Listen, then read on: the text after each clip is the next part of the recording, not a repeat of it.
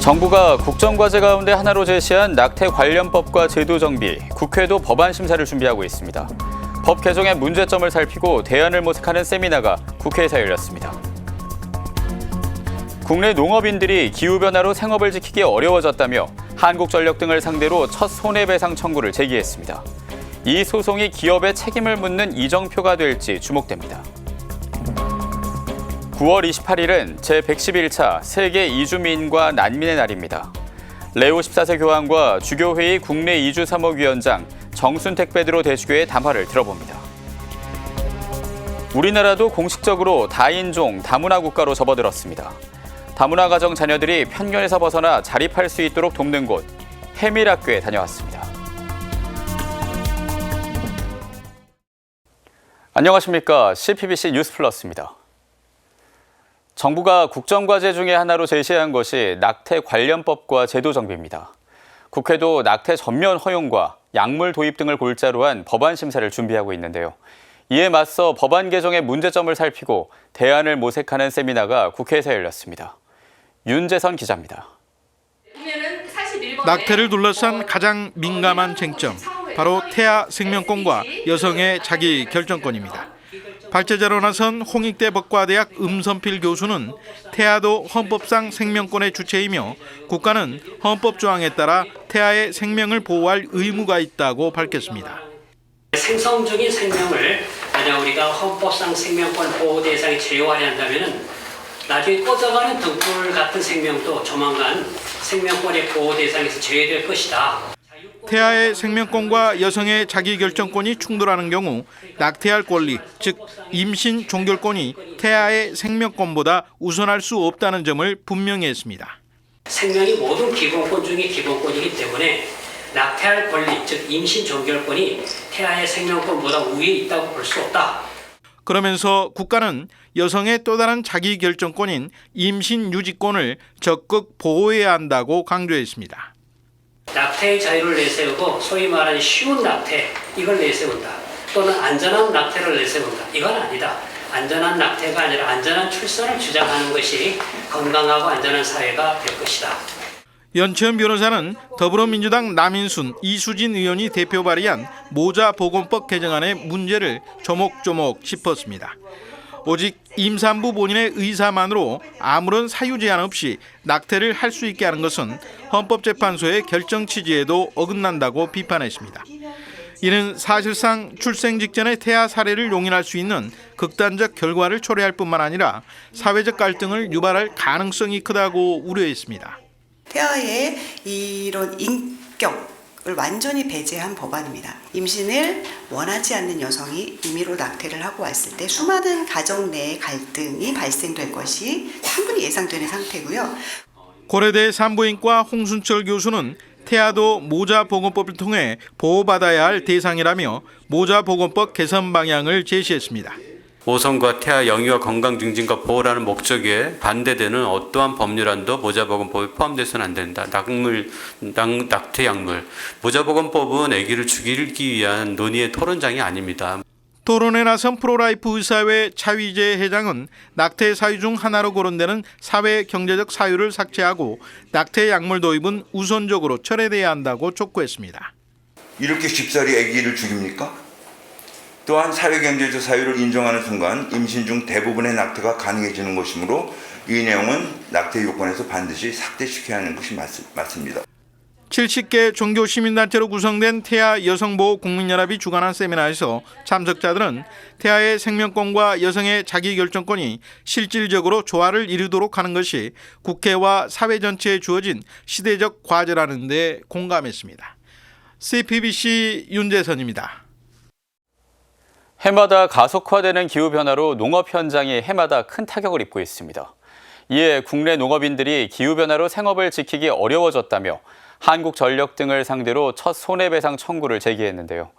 국내 첫 농민 기후 소송이 퍼포먼스에 그칠지 기업의 책임을 묻는 이정표가 될지 주목됩니다. 전은지 기자의 보도입니다. 폭염과 가뭄, 집중호우, 냉해까지. 심각해진 기후변화로 농작물 재배는 갈수록 어려워지고 있습니다. 농업인들이 해마다 꼽는 농작물 재배의 가장 큰 위협 요소는 기상이변.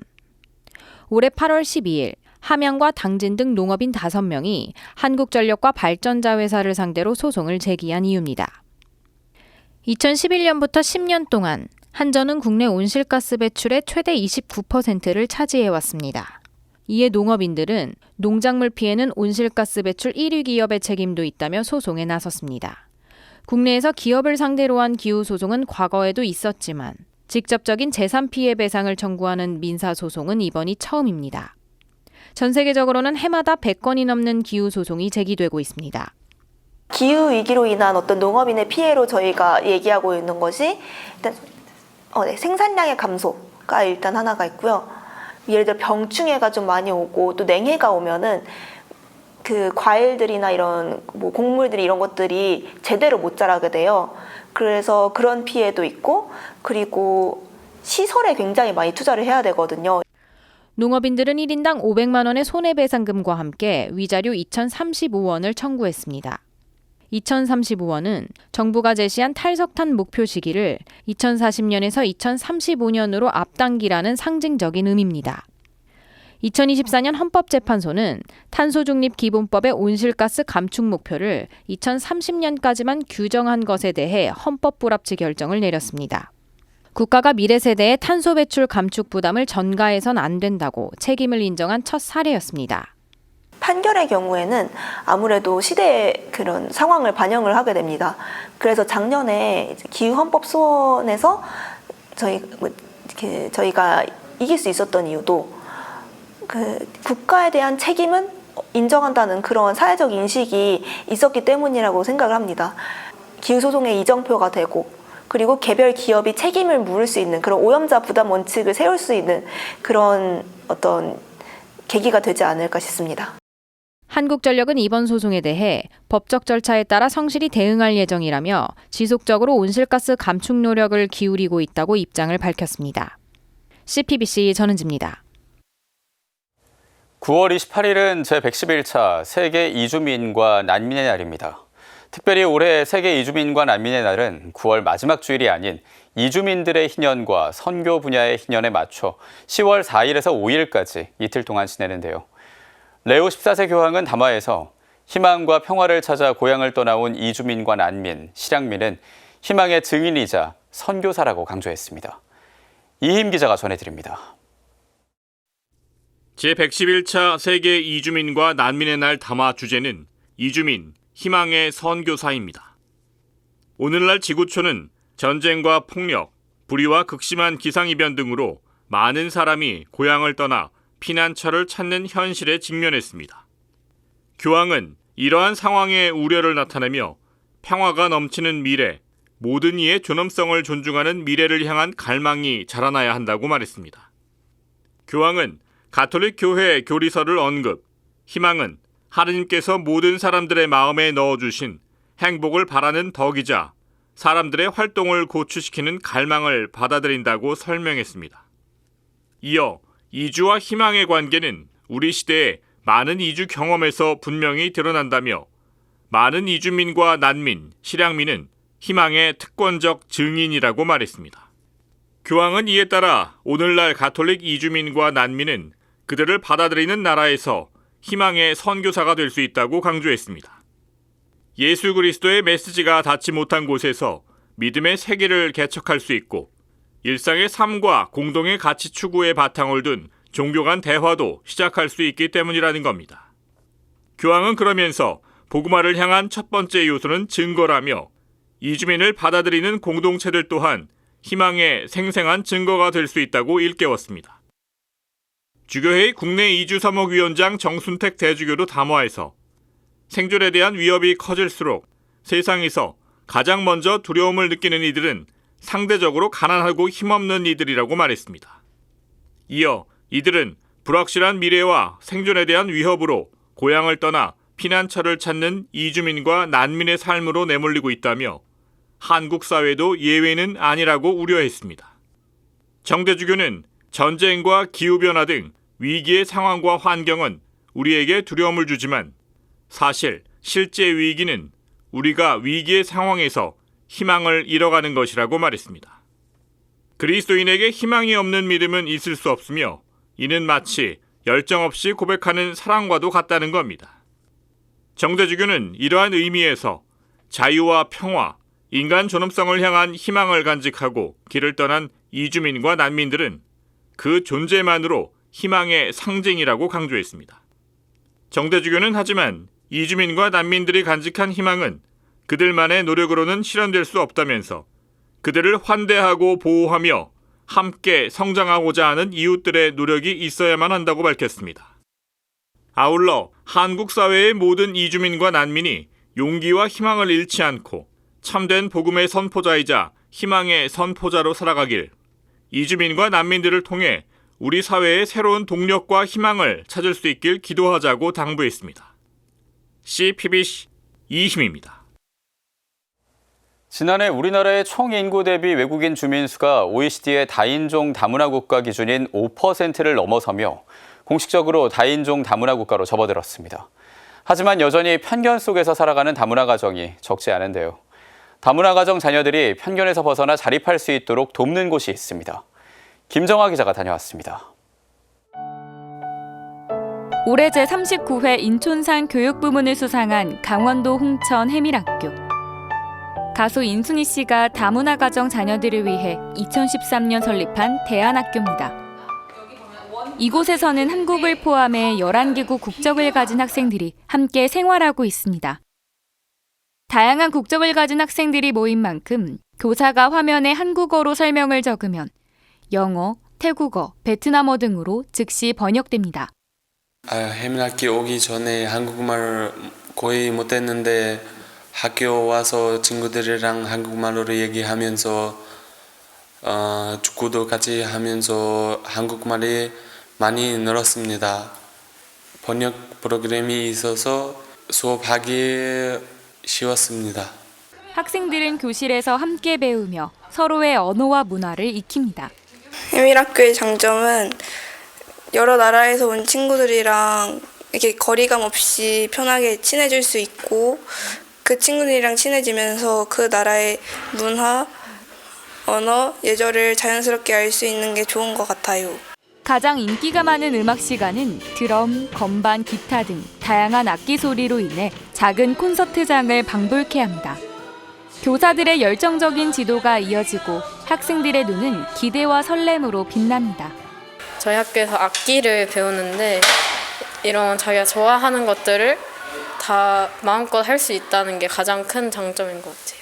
매주 수요일에는 각 나라의 음식을 맛보며 서로의 문화도 체험합니다. 해밀학교는 다양한 나라들의 학생이 있으니까 그 나라의 음식들을 먹을 수가 있어요. 다른 나라에 갔을 때도 또 이 음식이 맛있구나 이런 거를 미리 알아서 도움이 될 것도 같아요. 무상으로 운영되는 해밀학교는 학생들이 기숙사에서 함께 생활하며 공동체성을 키워갑니다.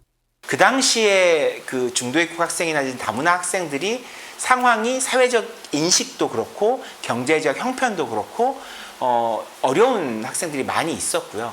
아예 모든 비용이 이제 무상으로 운영이 되기 시작했어요. 이사장인 인순이 씨와 후원자들의 도움, 2년 전부터 시작된 정부 지원금은 학교 운영의 든든한 버팀목입니다.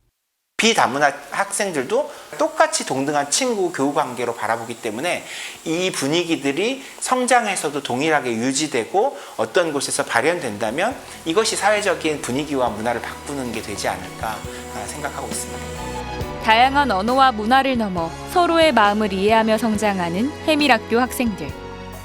해밀학교는 아이들의 미래뿐 아니라 다문화 가정에 대한 우리 사회의 인식을 바꾸는 마중물이 되고 있습니다. CPBC 김정호입니다. 서울대교구가 희년을 맞아 미혼모를 위한 행사를 열었습니다. 용감하게 출산을 선택한 엄마와 아이 100여 명이 사흘 동안 특별한 시간을 보냈습니다.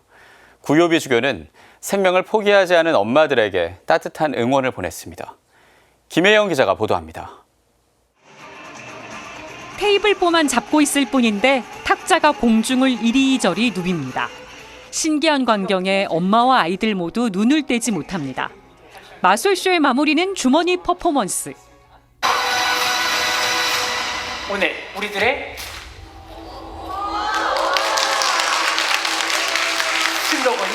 따뜻하게. 서울대교구가 희년을 맞아 22일부터 24일까지 사흘간 미혼모의 희년 행사를 열었습니다. 가톨릭교회가 운영하는 전국의 미혼모 시설에 머물렀거나 현재 머무르고 있는 엄마와 아이, 시설 관계자까지 104명이 참여했습니다. 첫날엔 잠실 롯데타워 전망대 등 서울 나들이를 했고 둘째 날엔 미사와 토크 콘서트, 서울대교구 역사관 관람을, 셋째 날은 자유시간으로 보냈습니다. 고등학교 철학교사이자 임상철학자인 안광복 작가는 엄마들에게 스스로 좋은 말과 응원을 아끼지 말라고 당부했습니다. 15분 정도 뒤척거리다가 잠에 빠지듯이 자기를 토닥토닥 하다 보면 자기 마음이 편안해집니다.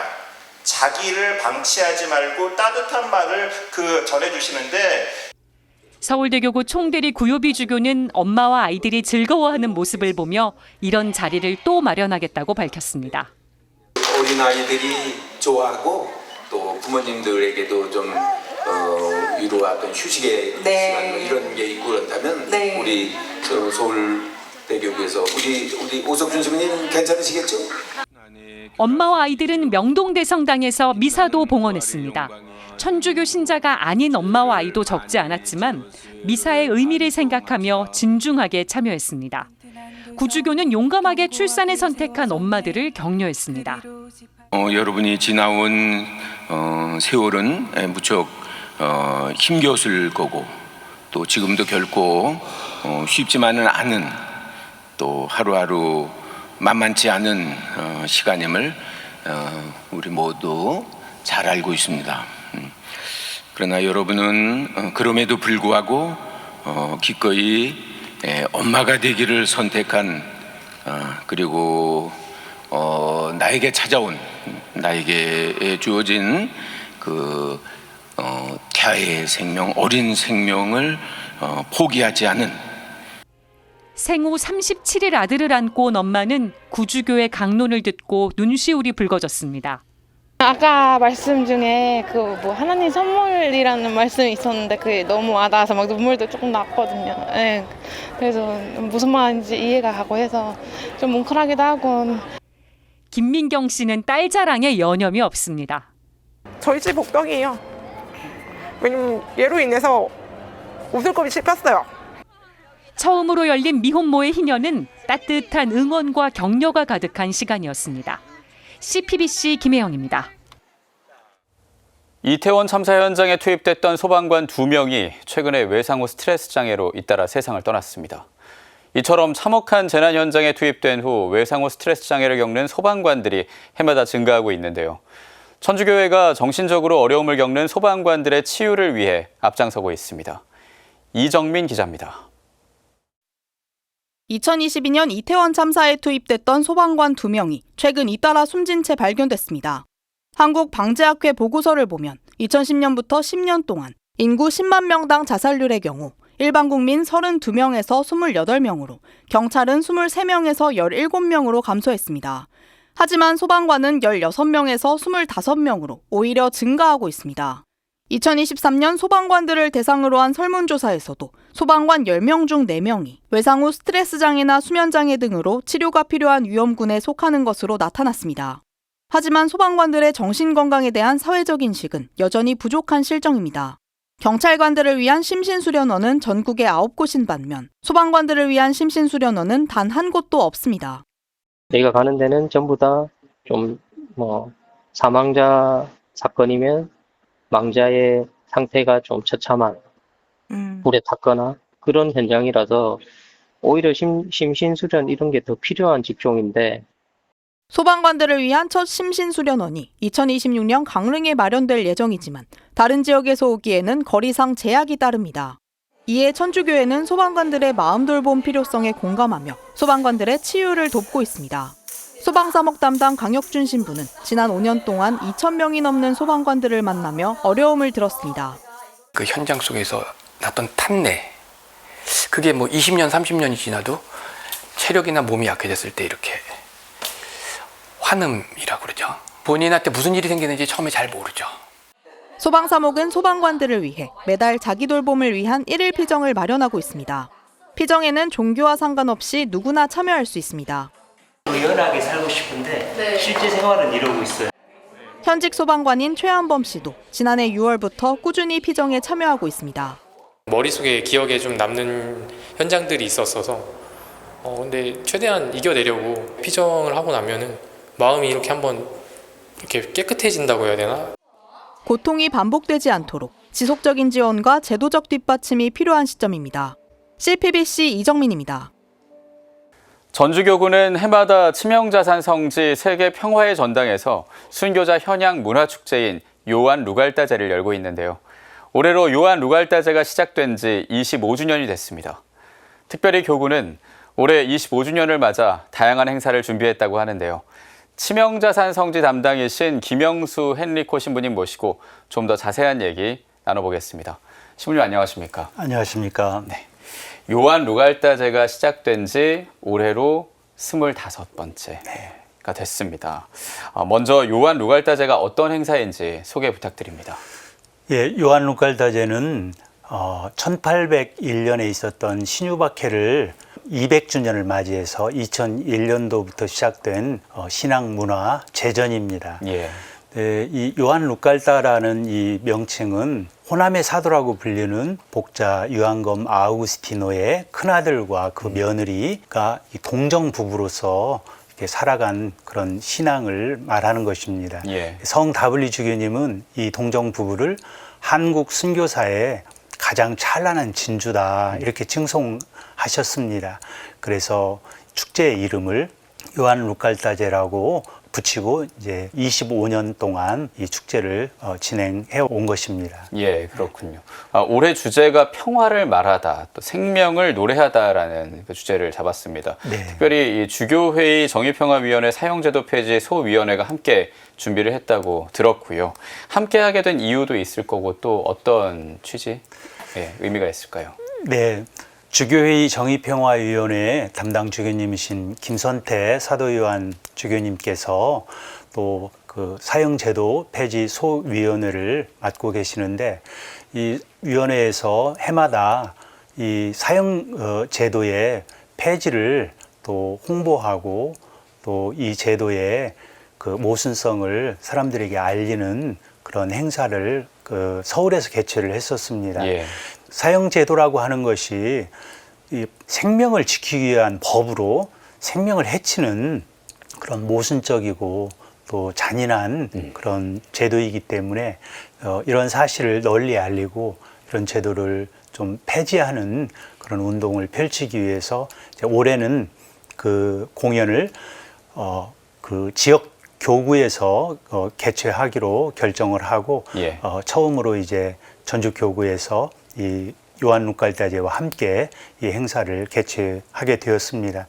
주제가 그 생명을 말하다 또 평화를 노래하다라는 이 주제는 순교자들이 지키고자 했던 그런 정신이기도 합니다. 예. 순교자들은 하느님께서 주신 생명을 지켜내고 또 하느님의 주신 평화를 증거하는 그런 믿음의 그 정신을 우리에게 물려주셨기 때문에 그 순교자들의 정신과 이 사형제도 폐지 운동의 정신이 부합하는 면이 있어서 예. 이 요한 루갈다제를 통해서 함께하게 되었습니다. 네, 또 다양한 행사들이 있지 않습니까? 소개해 주시죠. 네, 요한 루갈다제는 먼저 그 본 행사가 3개의 마당으로 이루어져 있습니다. 첫 번째 마당은 순교자들을 현양하는 순교자 현양 장엄 미사입니다. 교구장 주교님과 또 교구 사제단이 함께 공동 집전을 하고 많은 신자들이 함께 모여서 또 순교자들의 정신을 기리고 또 본받는 그런 장엄 미사를 봉헌을 합니다. 예. 두 번째 마당은 유한검 나눔 비빔밥 행사입니다. 예, 호남의 사도라고 불리는 요한검 아우구스티노 복자는 자신의 모든 것들을 많은 사람들에게 나누고 살아가신 순교자이십니다. 그래서 그 요한검 복자의 이 정신을 나눔 정신을 또 우리가 배우기 위해서 또 실천하기 위해서 전주의 명물인 전주 비빔밥을 이제 모든 참가자들이 함께 나눠 먹을 수 있는 2,000명분의 나눔 비빔밥을 행사를 하고 있는데 많은 분들이 오셔서 또 맛있게 또 비빔밥을 나눠 먹고 또 그 자리에는 요한권 복자가 호남의 사도라고 불리기 때문에 그 복자의 사도직을 또 배우는 그런 행사로 교구의 평신도 사도직 단체 협의회에서 사도직 그 활동을 하고 있는 단체들이 함께 모여서 활동을 또 소개하고 또 교류하는 그런 장을 마련을 하고 있습니다. 예. 이제 연계 행사로 우리 순교자들의 그런 이야기를 담은 바우베기 전설이라는 그런 책이 최근에 나왔습니다. 예. 이태영 안드레아 교수님이 쓰신 순교자를 이야기를 담은 시집인데, 근데 그 시집과 함께 이제 2021년에 발견된 첫 순교자들의 유해 발굴 작업에 참여했던 분들이 함께 모여서 그 당시에 체험들 또 감동들을 함께 나누는 바우베기 전설 개막 행사가 9월 29일에 있습니다. 예. 또 우리 교구 순교자 현양회에서 신자들이 함께하는 그 도보순례를 이렇게 계획을 하고 있습니다.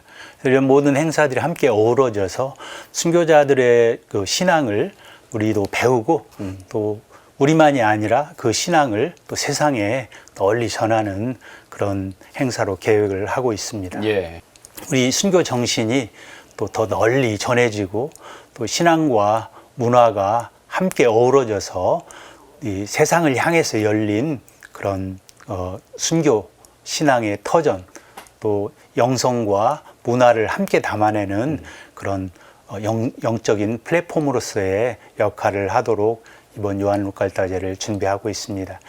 많이 오셔서 또 우리 순교자들의 정신만이 아니라 또 전주의 문화 그리고 성지에 담긴 순교자들의 어를 이렇게 충만하게 함께 나누는 자리가 되었으면 좋겠습니다. 예, 말씀 감사합니다. 전주교구 치명자산 성지 담당하고 계시는 김영수 헨리코 신부님과 말씀 나눴습니다. 고맙습니다, 신부님. 네, 감사합니다.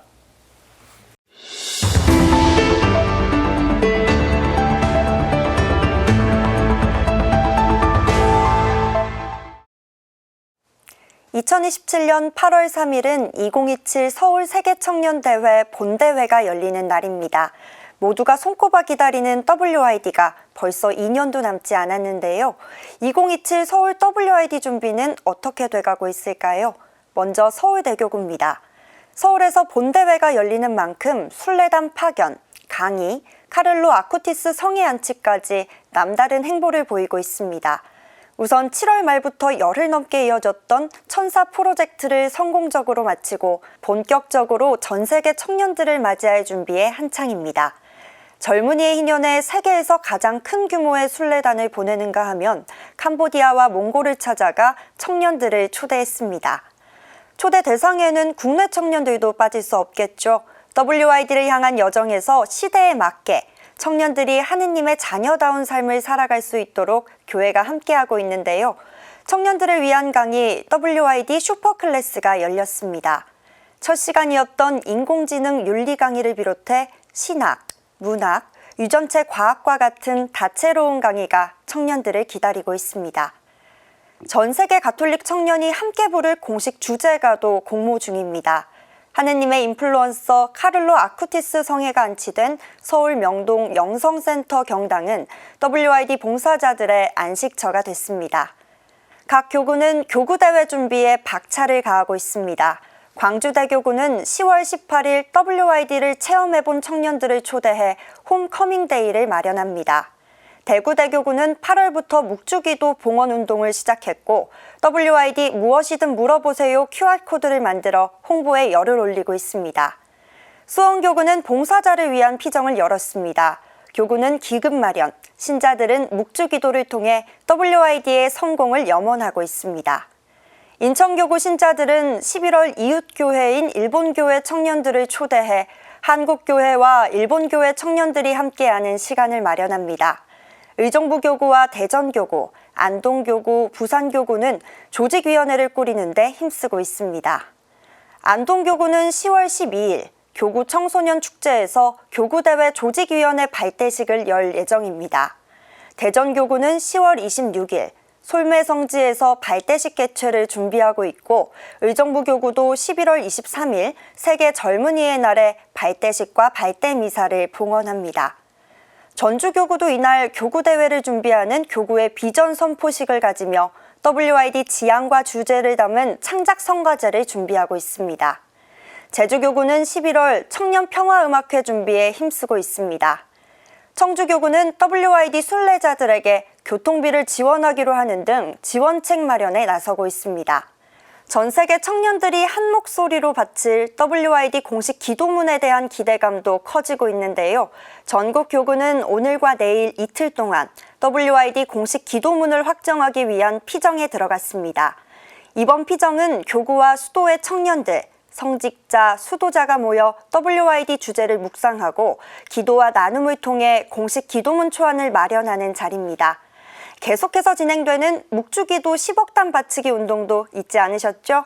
성공적인 WID를 위해 우리 모두의 관심과 지원, 특히 기도가 필요하다는 사실을 잊지 말아야겠습니다. 오늘 함께하는 교회는 2027 서울 WID 진행 상황에 대해 살펴봤습니다.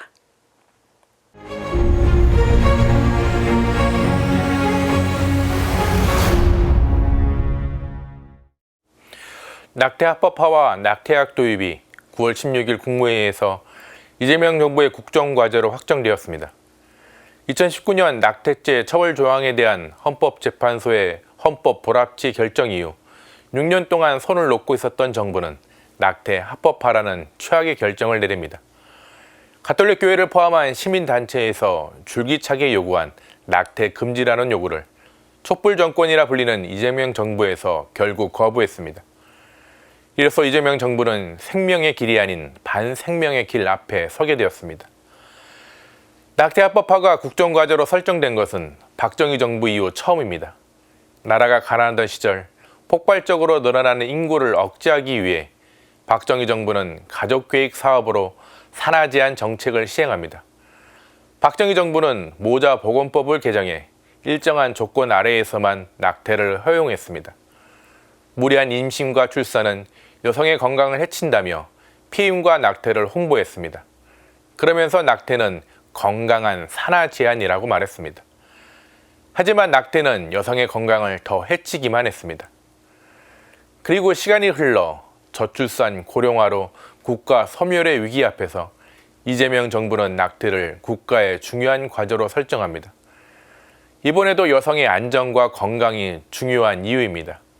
불법 낙태가 무분별하게 이루어지는 현실 속에서 여성이 안전하게 낙태를 받을 수 있도록 낙태를 합법화해 여성의 건강을 지킨다는 이유입니다. 낙태 수술과 함께 낙태를 위한 약물도 허용하려고 합니다. 정부는 낙태 비용을 감당하지 못하거나 임신 사실이 알려질까 두려워 병원을 찾지 않는 청소년 등 위기 임신부를 위해서 낙태 약물을 도입하려고 합니다. 세계보건기구도 경구용 낙태약을 필수 의약품으로 지정한 만큼 안전성도 보장됐다는 겁니다. 서구 사회처럼 의사의 처방전과 함께 약국에서 누구나 쉽고 간편하게 낙태약을 구입할 수 있도록 한다는 겁니다. 하지만 많은 전문가들은 약물에 의한 낙태는 여성의 건강을 보장할 수 없다고 말합니다. 약물을 통한 낙태는 과다출혈, 자궁 파열 등 치명적인 부작용과 합병증을 불러올 수 있다고 말합니다. 약물에 의한 낙태는 불안전한 낙태로 이어질 수 있어 추가적인 수술까지 할 수 있다고 합니다. 결국 수술이든 약물이든 낙태는 여성의 건강을 지키지 못하고 여성의 건강을 해친다는 것은 마찬가지라는 겁니다. 더욱이 정부는 이번에 낙태라는 용어도 변경하려고 합니다. 지금까지 사용하던 낙태라는 단어를 임신 중지로 변경하려고 합니다. 임신 중지라는 단어 사용은 낙태가 한 생명에 대한 의도적이고 직접적인 살해라는 중대한 본질에 혼란을 줄 수 있습니다. 한 생명을 지을 수 있는 일을 여성이 스스로 중지할 수 있는 권리로 보일 수 있도록 합니다. 교회는 강하게 반발합니다. 주교회의 가정과 생명위원회 위원장 문창호 주교는 가톨릭 평화신문과의 인터뷰에서 교회가 우려하는 낙태 전면 허용 입장을 이재명 정부가 계속 견제한다면 교회는 강도 높게 대응할 수밖에 없다고 목소리를 높였습니다. 오늘 사제 눈 제목은 낙태약 도입 반대합니다입니다. 죽음이 아니라 생명과 함께하는 교회에 주님의 은총이 함께하길 바라며 오늘도 평화를 빕니다. 너희가 내 형제들인 이 가장 작은 이들 가운데 한 사람에게 해준 것이 바로 나에게 해준 것이다. 마태오복음서 25장 40절 말씀입니다. 고향을 떠나 낯선 나라에서 살아가는 이주민과 난민을 예수님으로 바라보게 하는데요. 새로운 삶을 살아가는 이주민을 희망의 선교사로 강조한 이주민들을 위한 희년. 세계 이주민과 난민의 날을 보내는 우리 모두 마음으로 이주민을 받아들여서 희망의 생생한 증거자가 되길 바랍니다. CPBC 뉴스 플러스를 마칩니다. 고맙습니다.